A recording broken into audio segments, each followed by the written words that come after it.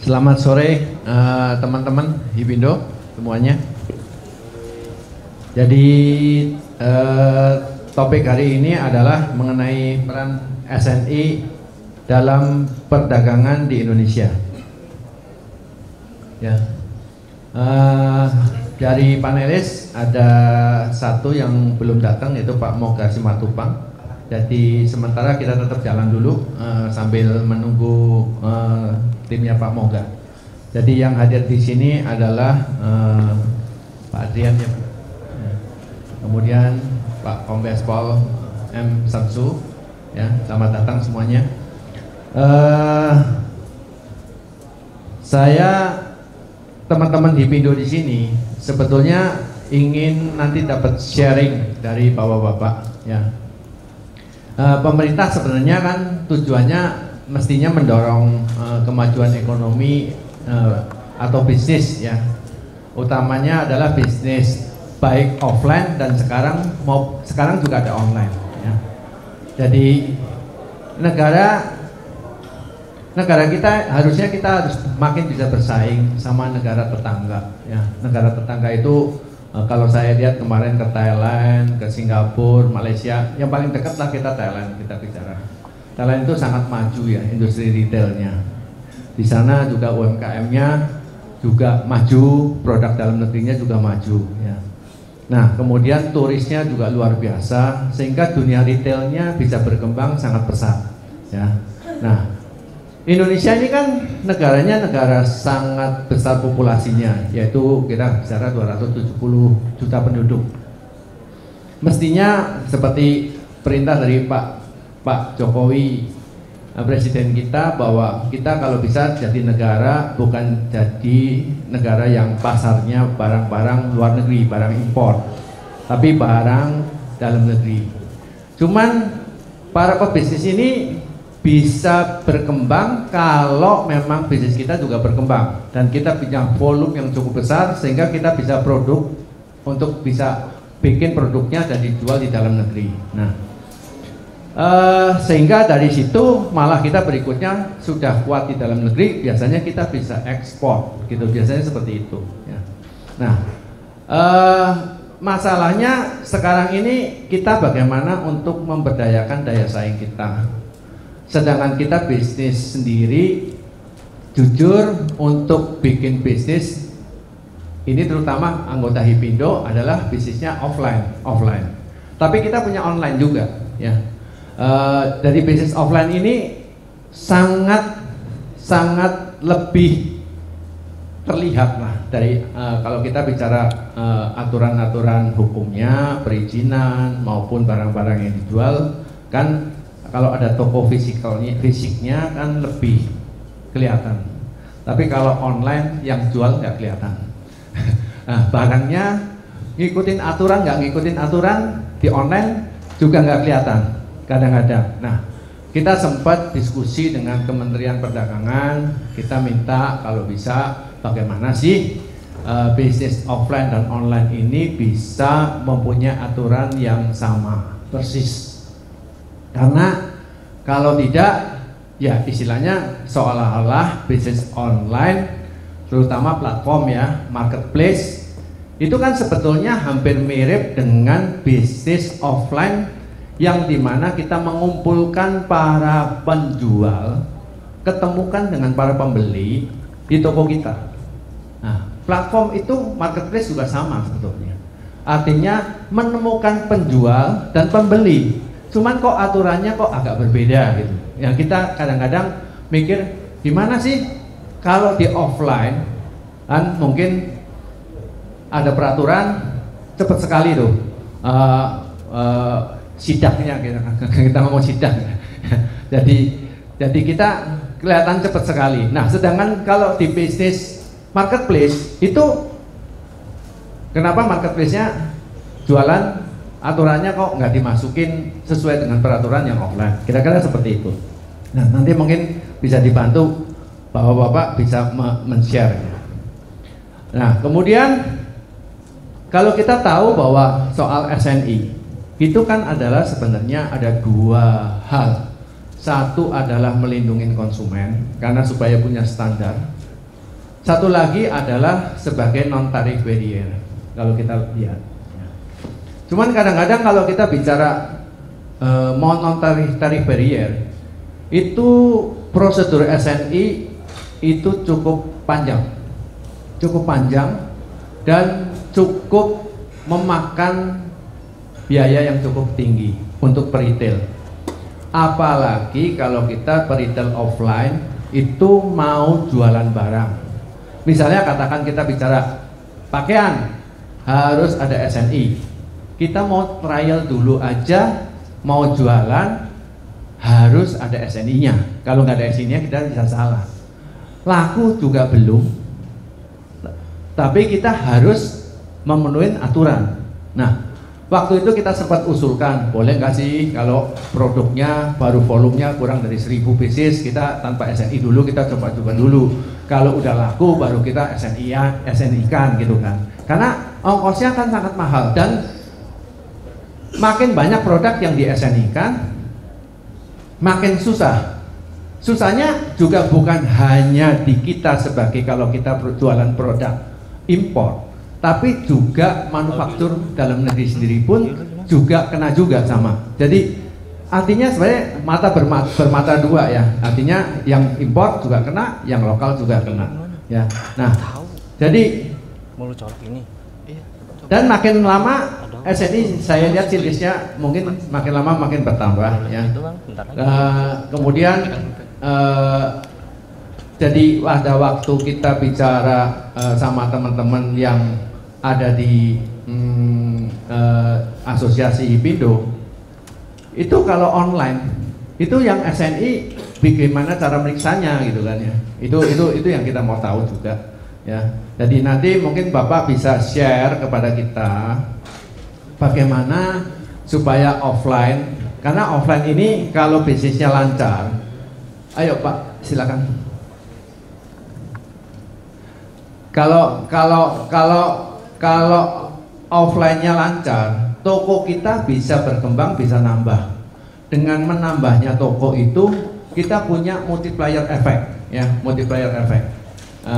Jadi multiplier efeknya itu adalah membangun toko-tokonya sehingga punya tenaga kerja bertambah, kemudian ekonominya gulung, properti bisa jalan, properti itu bisa dikembangkan, tenaga kerja juga bisa muter. Jadi ini multiplier efeknya luar biasa bagusnya. Ya, jadi kita berharap kalau kita lihat ke Thailand, kenapa barang kok di supermarket lebih bervariasi, kemudian toko-tokonya kok lebih meriah ya Thailand ya. Kemarin saya sempat juga diskusi juga sama DKI juga soal pajak iklan dan sebagainya. Maka tolong bapak-bapak mungkin bisa share nanti dan teman-teman bisa tanya jawab. Silakan. Mungkin pertama saya minta dari Pak Adrian dulu untuk share. Silakan Pak, waktunya. Terima kasih Pak Moderator. Assalamualaikum warahmatullahi wabarakatuh. Selamat siang menjelang sore Bapak Ibu sekalian. Izinkan kami menyampaikan beberapa hal terkait dengan SNI di bidang perindustrian ya Pak. Jadi di Kementerian Perindustrian tepatnya sehubungan dengan siogianya Bapak Sri Bimo Pratomo yang menyampaikan, namun karena berhalangan beliau menugaskan kami di tim pemberlakuan SNI wajib di Kementerian Perindustrian untuk menyampaikan poin-poin terkait dengan pengaturan SNI wajib untuk produk-produk industri. Ini sudah kelihatan ininya nih.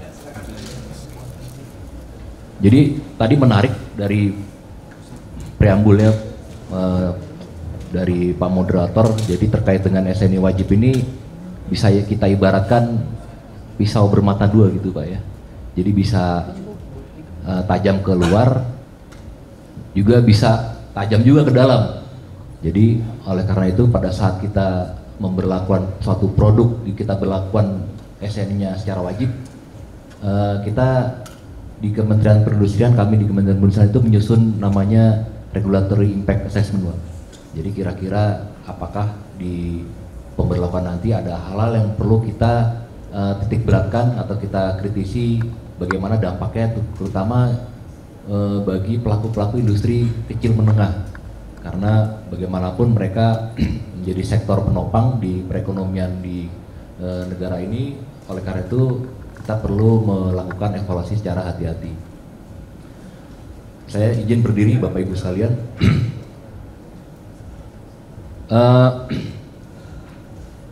Di Kementerian Perindustrian, pemberlakuan SNI wajib ini dilakukan oleh suatu unit eselon 1 yang bernama Badan Standarisasi dan Kebijakan Jasa Industri. Di bawahnya ada unit eselon 2 yang namanya Pusat Pemberlakuan Standarisasi Industri. Jadi artinya hanya menangani standar-standar produk bidang industri. Jadi di beberapa kementerian pun ada beberapa unit yang melakukan standarisasi, artinya di perdagangan, di kantor perdagangan, di Kementerian SDM dan Kementerian Pertanian dan lain sebagainya. Mereka punya binaan-binaan, artinya lingkup binaan di bawah tugas dan fungsi masing-masing. Lanjut. Jadi kalau kita bicara di Kementerian Perindustrian ada beberapa dasar hukum yang menjadi panutan atau acuan. Yang pertama adalah Undang-Undang Nomor 3. Di situ ada sanksi hukum dan bagaimana cara pengaturannya dalam pemberlakuan SNI wajib. Kemudian yang terakhir adalah PP 28 tahun 2021. Lanjut. Next. Jadi di kementerian kami ada 3 norma yang diatur dalam pemberlakuan standarisasi atau dalam standarisasi industri. Yang pertama adalah SNI. Ini bukan standar nyaman Indonesia ya, yang kita sering lihat sekarang, tapi standar nasional Indonesia. Kemudian ada spesifikasi teknis, kemudian ada pedoman tata cara atau kita singkat PTC. Ini kalau PTC ini bisa kita samakan mungkin dengan GMP atau CPPOB atau ISO 9001. Mungkin ini ekuivalen dengan 3 hal tersebut. Kemudian lanjut. Next. Nah, pada dasarnya standar-standar ini atau norma-norma ini sifatnya sukarela. Jadi SNI, PTC maupun ST itu sifatnya sukarela. Namun dalam hal tertentu akan diberlakukan secara wajib oleh Kementerian Perindustrian apabila tadi terkait dengan aspek keamanan, keselamatan, persaingan usaha yang sehat, kemudian peningkatan daya saing tentunya, kemudian ada pelestarian lingkungan hidup. Kemudian apabila kita ini mau diwajibkan produk-produk tersebut, kita akan susun namanya tadi risk impact assessment, kemudian kita berlakukan wajib terhadap barang dalam negeri maupun tentunya produk-produk impor. Dalam memberlakukan produk-produk yang asalnya dari luar, draft regulasinya juga kita notifikasi ke WTO di Jenewa yang menyatakan bahwa Indonesia akan mewajibkan suatu produk tertentu dengan HS number sekian-sekian untuk produk yang spesifikasinya sekian-sekian. Nah itu kita akan notifikasi ke WTO dalam waktu 2 bulan untuk kemudian akan disahkan apabila notifikasi di WTO sudah selesai dalam waktu 60 hari kalender, kemudian akan difinalisasi di kementerian kami. Lanjut. Sebetulnya kalau kita bicara SNI, ini jumlahnya cukup banyak Bapak Ibu sekarang, sekitar ada 5.200 sekian. Jadi ada 5.000-an standar nasional Indonesia yang dikeluarkan oleh Badan Standarisasi Nasional untuk produk industri saja ini ya. Namun yang wajib sampai saat ini 123 SNI. Jadi mungkin nggak sampai 5% ya. Jadi 123 SNI wajib ini dari 5.200, di mana 36%-nya merupakan produk hilir, produk jadi, kemudian bahan bakunya adalah 21%. Ini sampai saat ini Kementerian Perindustrian telah mengeluarkan atau menerbitkan sekitar 64 Permenprint wajib untuk beberapa produk yang nanti akan ada di slide berikutnya. 64 permen wajib ini mengcover 133 standar yang tadi kami sebutkan di awal. Lanjut. Ini sekilas beberapa produk yang saat ini berlaku wajib di Kementerian Perindustrian. Jadi Ini cukup banyak, ada kertas karton untuk kemasan pangan, kemudian biskuit, minyak goreng, kopi instan, air mineral, air demineral, kemudian ada komoditi pupuk, kemudian ada produk-produk kimia. Lanjut. Kemudian ada selang karet, ada produk semen, ada ubin keramik, dan teman-temannya ada kloset duduk ya. Kemudian ada kaca, dan ada sepatu pengaman, safety shoes, itu juga berlaku wajib. Kemudian di sebelah kanan bisa kita lihat ada pelek kendaraan bermotor, roda 4, roda 2, baterai, lampu swabalas, ada spesifikasi meter air minum, itu berlaku wajib.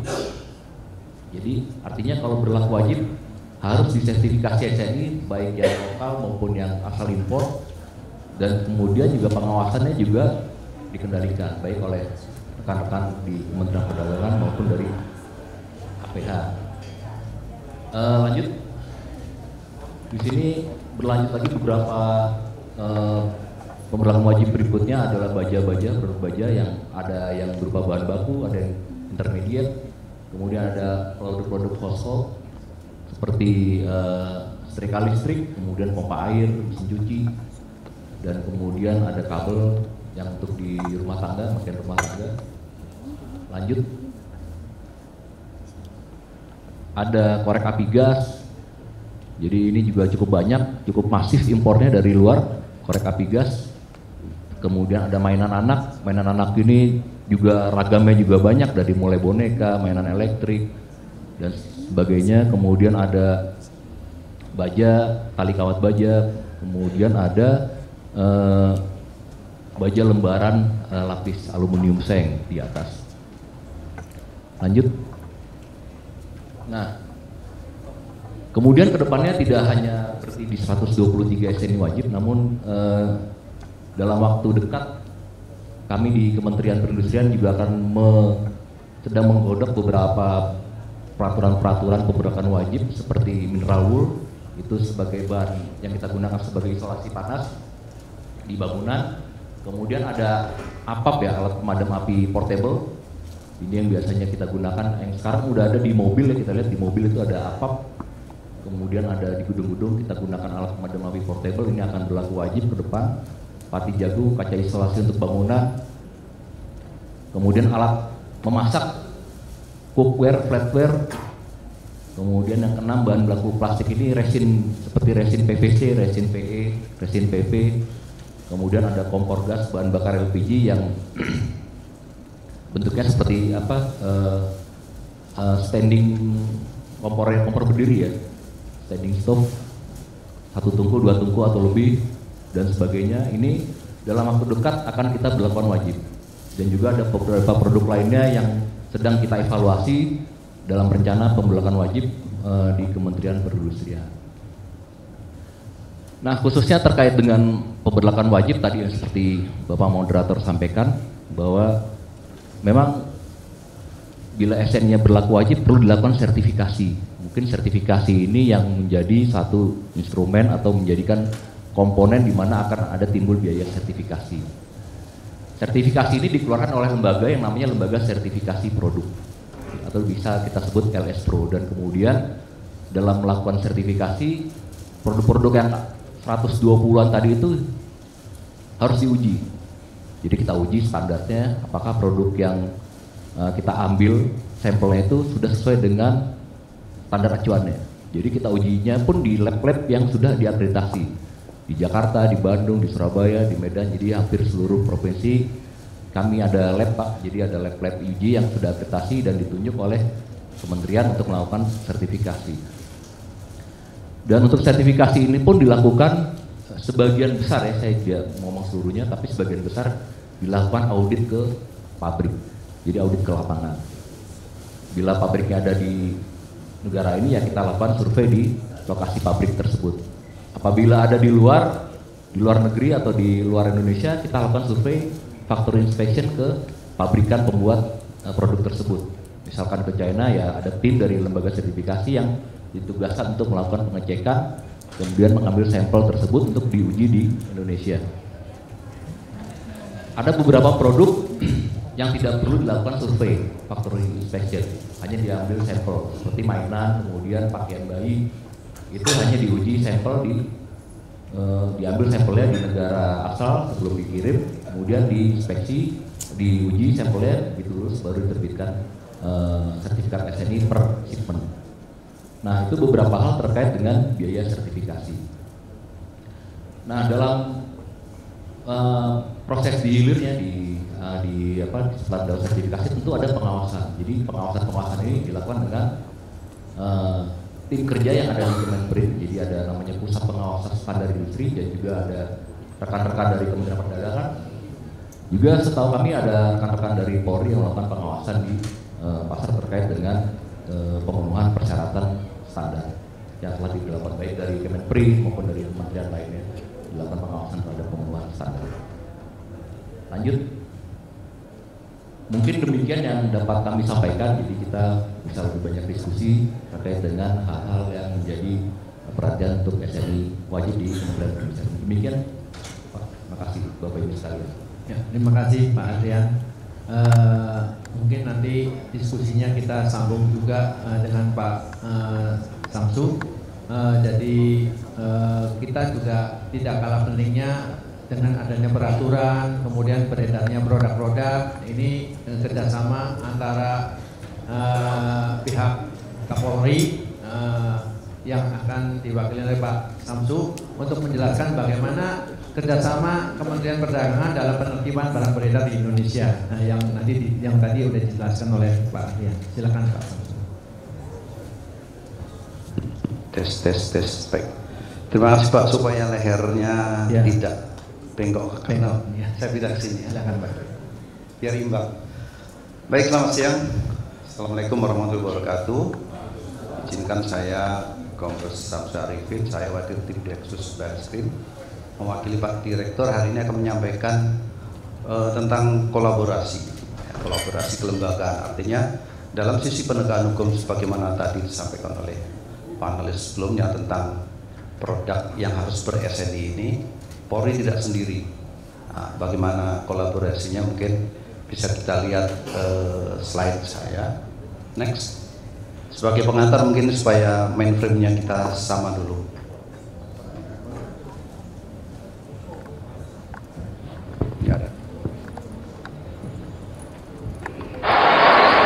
Masyarakat membutuhkan rasa aman, masyarakat membutuhkan rasa keadilan, masyarakat membutuhkan rasa untuk diayomi. Saya minta Polri, jangan abaikan ini. Polri harus mampu memberikan kepastian perlindungan, Polri harus mampu memberikan kepastian hukum, Polri harus mampu memberikan kepastian berusaha bagi para masyarakat dan para pengusaha. Baik, itu sedikit pembuka bahwa apa yang disampaikan oleh Pak Jokowi saya yakin itu adalah pesan dari masyarakat yang harus disampaikan kepada Polri. Jadi next slide. Polri dalam upaya penegakan hukumnya, baik kegiatan penyelidikan dengan berpangku pada landasan hukum yang kita miliki, begitu besar kewenangannya. Kemudian tentu seperti yang disampaikan oleh moderator tadi bahwa ketika penegakan hukum itu dijalankan pasti akan memberikan implikasi. Di satu sisi mungkin rasa menakutkan, tapi di sisi lain kita harus memberikan perlindungan. Jadi ketika penyidik Polri berkolaborasi dengan kementerian lembaga lain, karena begini Bapak Ibu, ketika kita melaksanakan penindakan, Polri tidak bisa berdiri sendiri. Untuk menentukan apakah produk ini memiliki standar, kita harus tanya dengan yang mengeluarkan SNI seperti itu. Begitu juga dengan produk-produk yang apakah produk ini melanggar hak cipta, melanggar paten, desain produk. Banyak hal yang harus Polri dalami, sehingga ketika produk tersebut digunakan oleh masyarakat yang menggunakan tentu akan mendapatkan jaminan baik secara keselamatan, kemudian juga jangka panjangnya, efek kesehatan dan lain-lain yang harus mereka terima sebagai konsumen. Namun yang perlu saya sampaikan bahwa dari seluruh aspek penegakan hukum dengan undang-undang yang kita miliki ini,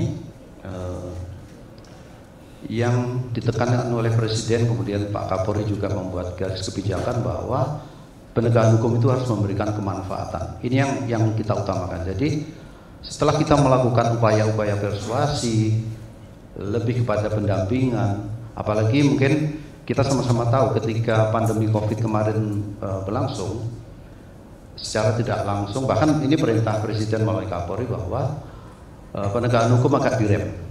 Kami di Direktorat Tindak Pidana Khusus hampir sedikit sekali memberikan penegakan hukum khususnya terhadap barang-barang SNI. Karena apa? Memberikan ruang gerak yang lebih, memberikan nafas yang lebih besar, karena memang ruang geraknya sudah terbatas dengan PPKM, ya kan? Dengan berbagai level PPKM, kemudian supaya perekonomian tetap berjalan dan dampaknya luar biasa. Di antara berbagai negara keluar dari krisis akibat pandemi, Indonesia salah satu yang penanganan pandeminya baik, khususnya di bidang ekonomi. Lanjut.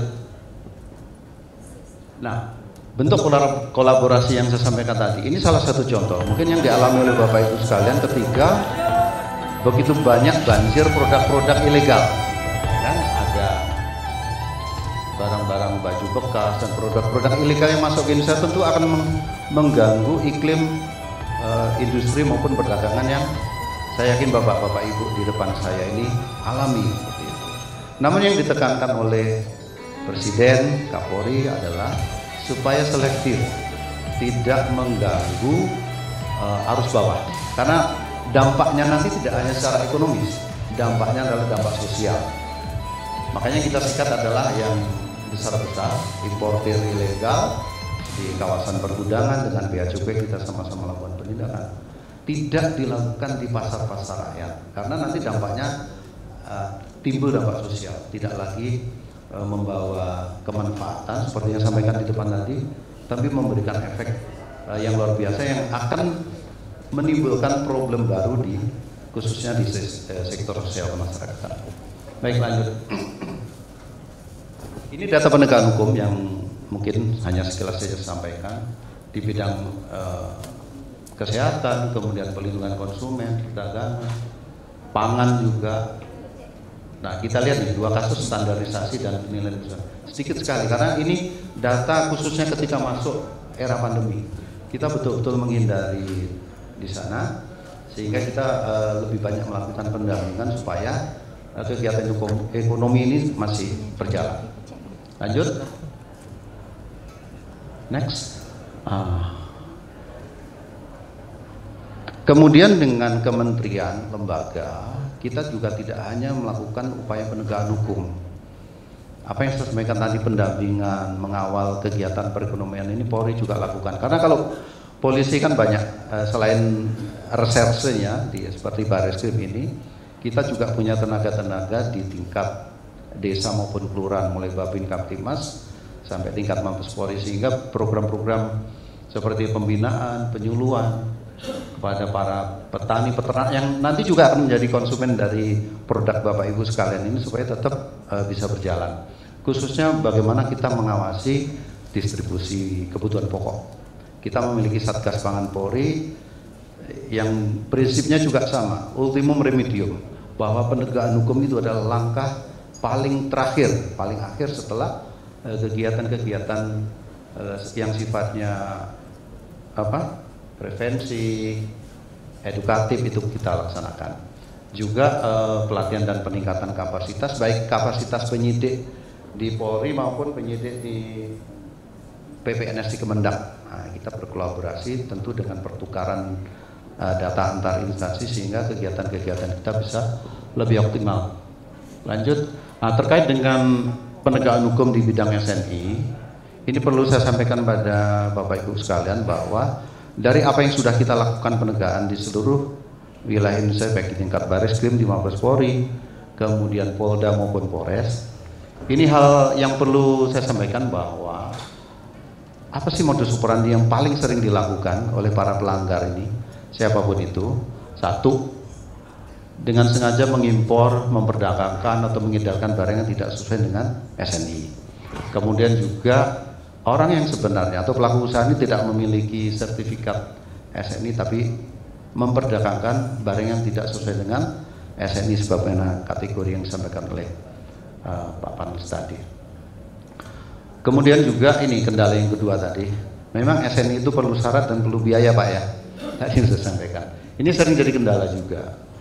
Alasannya mengaku kesulitan mendapatkan sertifikat SNI. Nanti mungkin bisa kita diskusikan. Saya kira ini yang sering ditemukan oleh penyidik kita.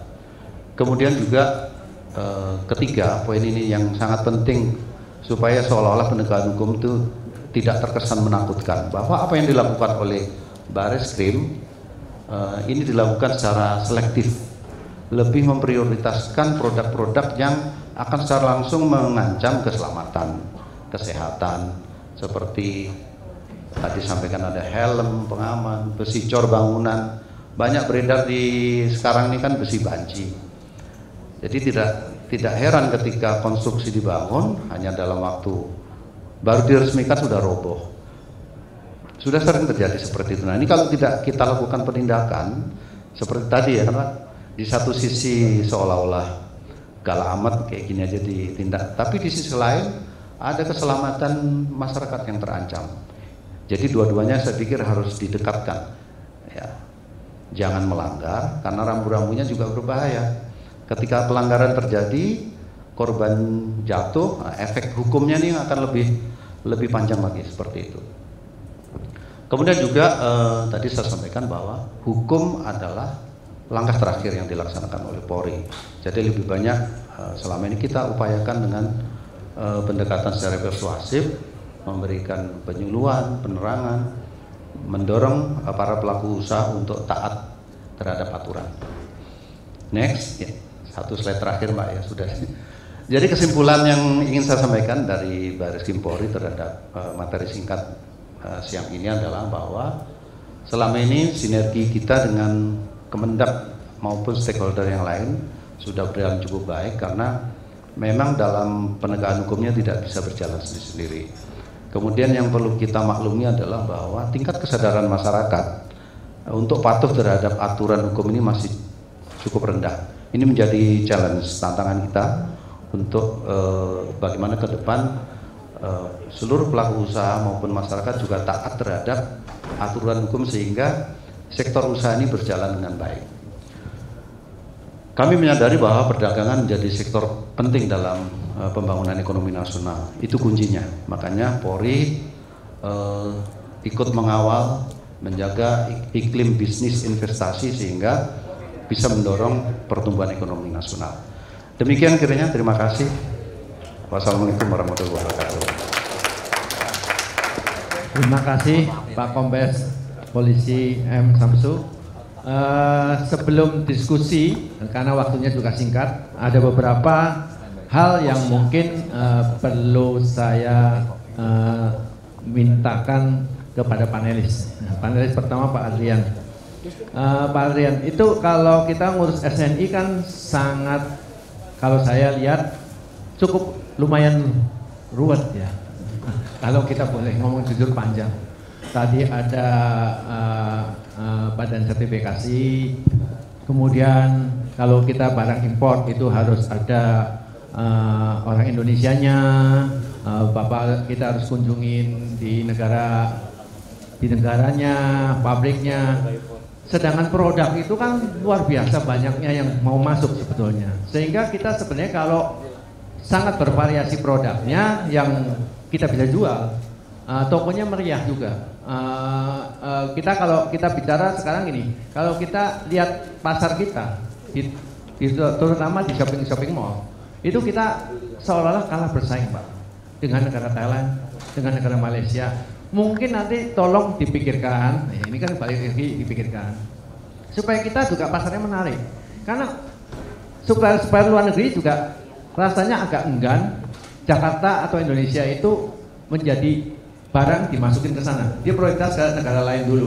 Sehingga orang kita belinya ke luar negeri. Ini kita bicara yang orang mau beli barang negeri, luar negeri Pak. Karena mereka mengatakan, gua kesini barang-barangnya mau dijual aja harus istilahnya sertifikasi. Itu pertama.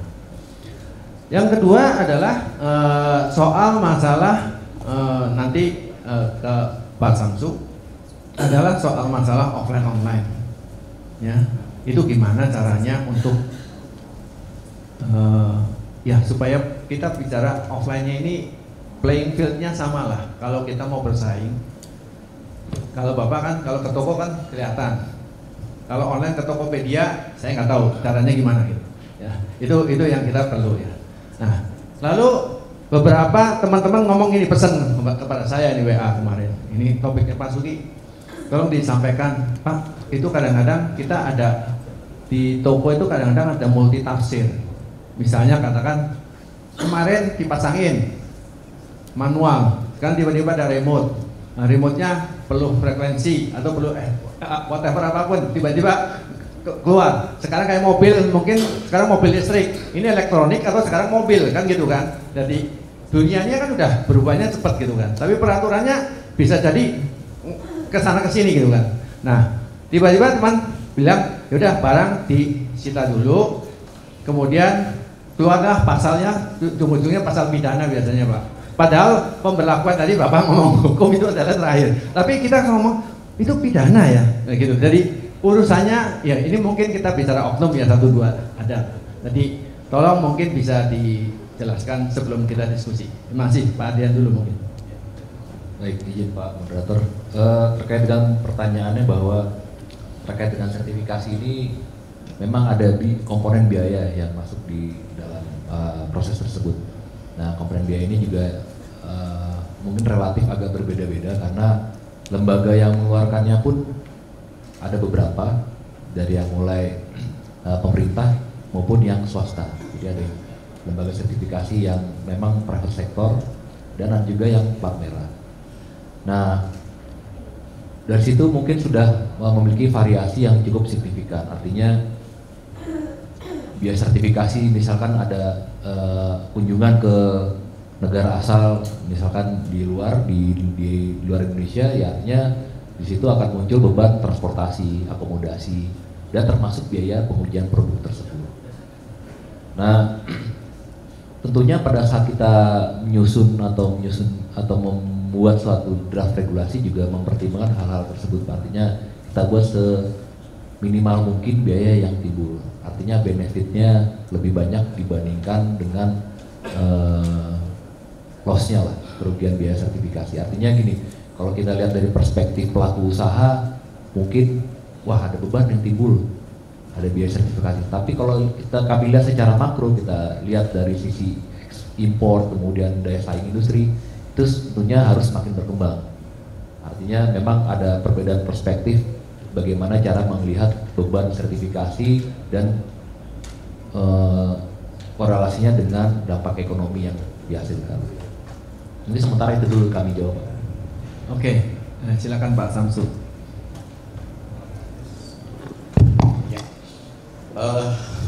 Ya, bicara hukum ini memang agak Pak. Ketika saya bicara pendampingan, kemudian aspek lebih persuasif pendidikan, itu tidak semata gini. Konsepnya ini, polisi ketika melihat suatu pelanggaran, nalurinya pasti akan langsung melakukan penindakan. Itu normal. Dan sebagai aparat penegak hukum kami digajikan untuk itu. Yang kita lakukan adalah dalam proses penegakan hukum itu tidak selalu berakhir, makanya saya sampaikan tadi, tidak selalu berakhir di proses persidangan. Itu yang saya sampaikan, bagaimana polisi memberikan pendampingan, edukasi, supaya masyarakat pelaku usaha ini, kamu salah. Tapi ini Pak Polisi, oke, ini masih bisa masih bukan quote-nya dimaafkan gitu, tapi dengan kesalahan ini dibantu. Makanya alasan tadi Pak yang sampaikan tadi, karena memang betul Pak, apalagi kalau UMKM kan, dia baru timik-timik orang Jawa itu berusaha, kemudian harus mengeluarkan biaya yang begitu besar untuk mengurus SNI. Sementara pesaingnya tadi yang sampaikan dari negara sebelah, Malaysia maupun dimanapun, dengan produk yang sama harganya jauh lebih rendah. Ini sudah tidak akan untung usahanya seperti itu. Nah, ini yang kita sampaikan. Banyak ketika pelaku-pelaku usaha yang kecil kita hanya memberikan peringatan, menunjukkan you salah, ini kesalahan, tapi silakan untuk administrasi, untuk kegiatannya diurus untuk proses SNI-nya. Itu yang selama ini kita lakukan. Jadi ketika polisi turun melakukan penindakan, targetnya kalau kami ini dari Baris Krim penyidik menemukan pidana, ya yang betul adalah proses hukum, kemudian melakukan pemberkasan tahap 1 berkas pada jaksa penuntut umum, kemudian ikut proses persidangan ketika berkas dinyatakan lengkap. Nah, kami juga ada proses penghentian penyidikan namanya restoratif justice. Ketika hal tersebut seperti saya sampaikan tadi lebih bermanfaat ketika perkara itu tidak diteruskan, ya kami bisa hentikan prosesnya, tidak sampai maju ke tahap penuntutan maupun persidangan. Tapi para pelaku usaha maupun masyarakat harus tahu bahwa yang dilakukan itu salah, seperti itu. Itu mungkin Pak. Kalau yang online gimana? Sama, kita juga selama ini dengan para, khususnya yang bisa kita sentuh adalah para e-commerce yang saat ini memang marak dan bisa posisinya mengalahkan yang offline, ya. Banyak e-commerce yang bergerak. Nah, disitulah kita bisa masuk melakukan pengawasan supaya paling tidak, karena undang-undang mengatur paling tidak apa yang mereka perdagangkan melalui perusahaan-perusahaan e-commerce ini, jaminan yang sampaikan tadi, produknya bagus, tidak melanggar paten, merek, karya cipta orang lain, desain, seperti itu. Kita sampaikan, karena kalau tidak, mereka tidak ikut melakukan pengawasan, itu konsekuensi pidana juga ada, seperti itu. Oke, saya buka 2 pertanyaan aja. 1 pertanyaan buat Pak Samsu, 1 buat pertanyaan Pak Trihan. Silakan. Siapa yang mau tanya? 1, oke, silakan.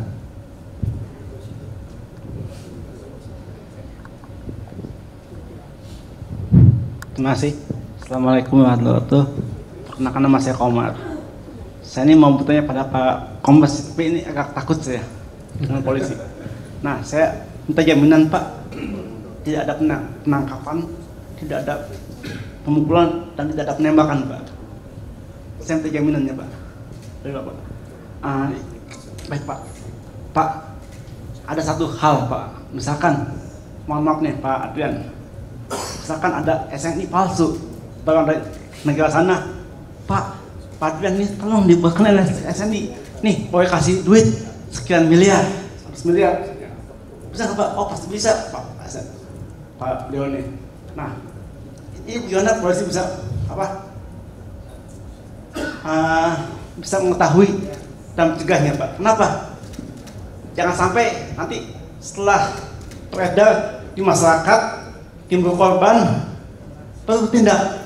Kenapa? Karena sekarang ini polisi bertindak seperti petugas pemadam kebakaran. Ada itu kejadian, baru bertindak. Nah, kenapa? Inilah kelemahan polisi, tidak pakai intelijen. Kenapa? Nah, itu kan semua ada rangkaian peristiwa sebelumnya Pak. Misalnya pertemuan rencana pengusaha dengan beliau di restoran A atau B. Hanya itu yang tahu Pak. Itu gimana? Makasih Pak. Terima kasih. Mohon maaf Pak, saya tukang satu pepatah lama Pak. Siapa yang menaut angin akan mulai badai. Siapa yang berani mengkritik pemerintah dan polisi, maka kasus Kanjuruhan akan terjadi lagi. Terima kasih Pak. Assalamualaikum.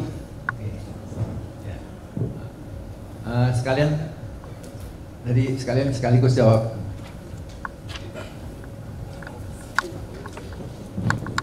Ayo. Ya, tes. Terima kasih ke Pak Adrian. Pak, izin ada 2 pertanyaan Pak Adrian. Pertama kaitan dengan info bahwa LS Pro itu wajib memiliki lab uji sendiri.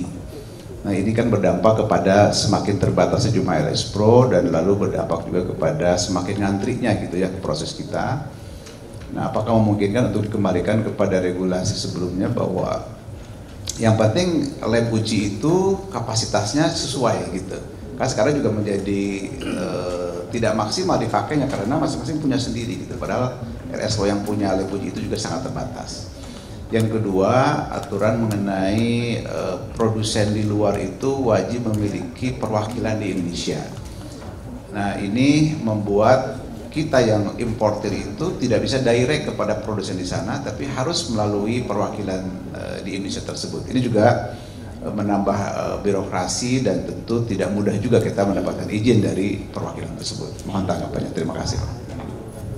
Silakan, mungkin Pak Samsu dulu. Baik, terima kasih. Pertanyaan yang sangat bagus. Jadi polisi itu bekerja untuk mengungkap suatu peristiwa pidana itu dengan konstruksi hukum yang sudah ditentukan. Ada unsur barang siapa melakukan bla bla bla, sehingga begini konteksnya. Ketika ada perbuatan pidana, polisi tentu akan melengkapi konstruksi sesuai ancaman pidananya. Harus memenuhi 2 alat bukti sebagaimana diatur di pasal 1842. Apa itu alat bukti? Keterangan saksi, kemudian barang buktinya, surat atau dokumen, petunjuk dan keterangan ahli. Itu KUHP, perintah KUHP seperti itu. Jadi kalau tidak terpenuhi 2, itu namanya tidak cukup bukti. Sementara saksi, satu saksi bukan saksi. Satu saksi bukan saksi, jadi minimal harus 2 saksi yang betul-betul, nanti kategori saksinya yang mendengar, menyaksikan, mengetahui secara langsung perbuatan itu. Jadi kita tidak bisa meraba-raba. Konteks hukum, konteks harus dibuktikan dalam suatu konstruksi material, tidak bisa dengan asas praduga. Makanya polisi bekerja dengan asas praduga tak bersalah, dibuktikan dengan bukti-bukti material tadi. Bukti dokumen, kalau memang ada tindakan penyuapan, ya pemberi suap dan penerima suap sama-sama barang buktinya apa. Kalau saya berdua dengan Pak Adrian baru ngomong-ngomong, baru rencana dalam hati, ya tidak bisa dipidana karena tidak ada barang yang dipindahkan dan tidak ada aturan hukum yang bisa kita konstruksikan seperti itu. Ini mungkin menjawab tadi pertanyaan yang sangat bagus, sekaligus kita harus menyampaikan tidak case by case, tapi begitulah hukum harus kita ungkap. Jadi harus ada bukti material karena perintah undang-undang seperti itu. Supaya tadi yang saya sampaikan tadi, polisi juga tidak bisa bertindak sewenang-wenang. Baru saya duga, baru saya sangka sudah melakukan upaya paksa. Itu tidak boleh, harus cukup bukti dulu. Begitu juga apalagi terhadap kasus-kasus menyangkut tindak pidana di bidang SNI ini atau perlindungan konsumen. Betul-betul harus terpenuhi unsurnya. Apakah dia terdaftar atau tidak? Kita cek. Saksi ahli mengatakan bagaimana? Polisi tidak bisa maju duluan karena bukan polisi ahlinya untuk merumuskan bahwa produk ini sudah ber-SNI. Begitu Pak Adrian. Pak Adrian nanti nyampaikan, Pak polisi ini gitu. Oke.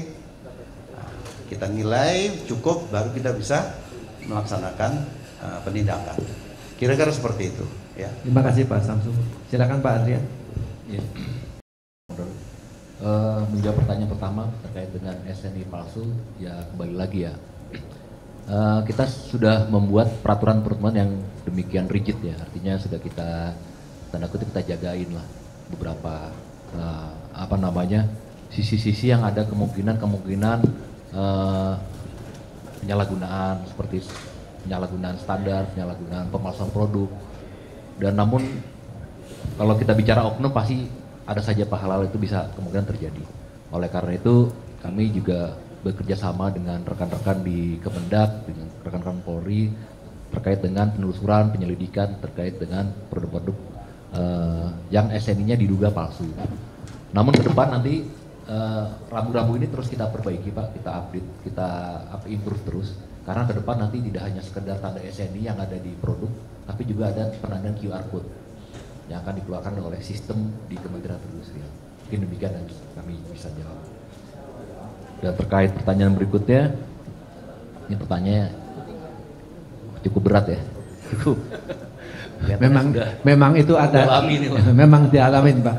Jadi terkait dengan LSPOR harus punya lab. Artinya ini ada di Permenprin nomor 45 tahun 2022 yang mungkin tadi tidak saya sampaikan di slide, tapi mungkin Bapak Ibu sudah pernah baca bahwa nanti ke depan untuk produk-produk yang asal impor diharuskan atau diwajibkan memiliki representative office, perwakilan resmi, di mana perwakilan resmi ini menjadi pelaku dalam melakukan permohonan sertifikasi SNI.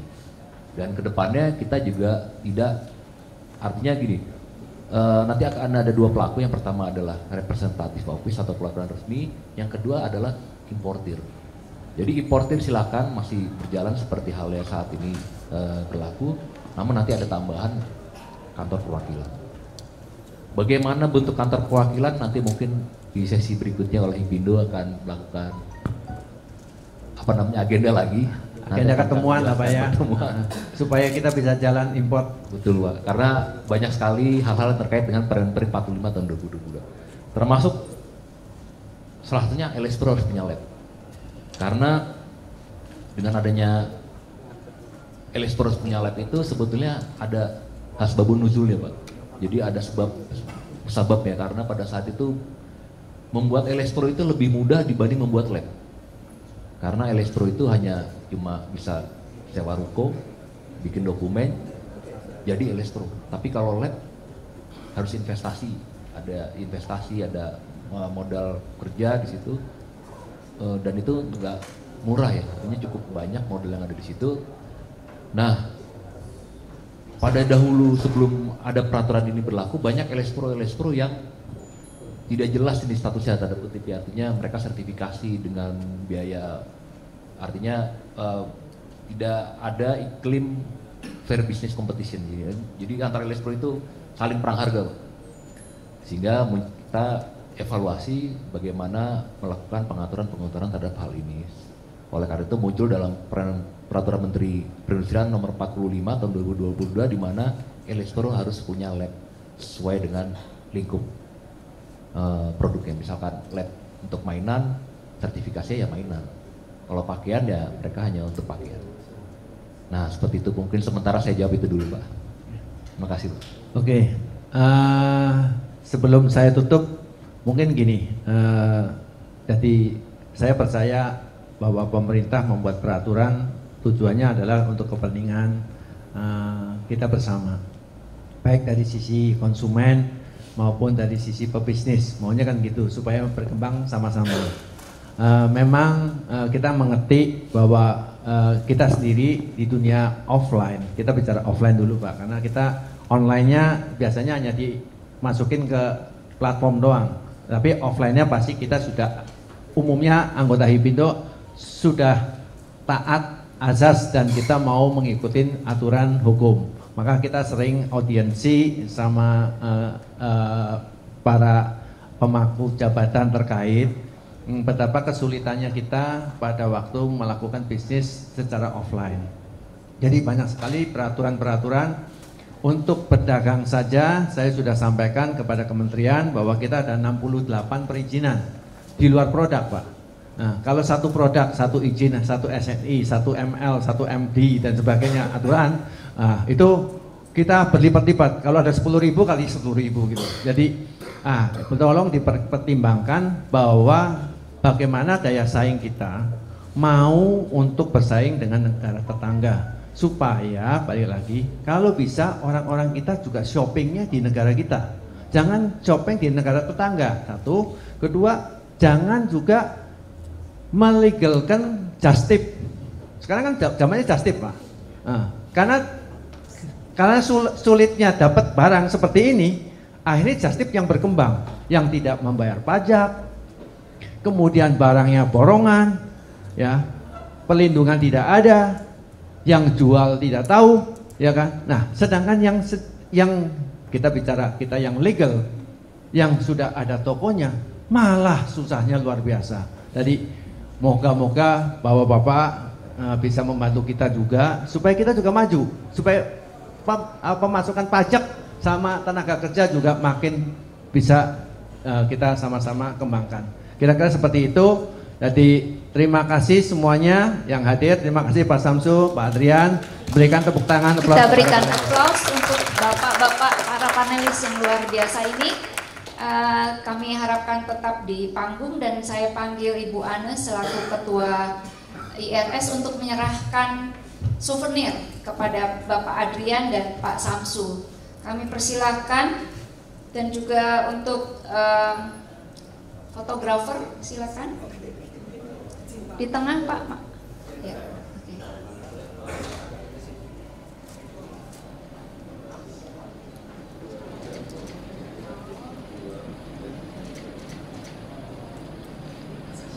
Oke. Dan untuk Pak Adrian?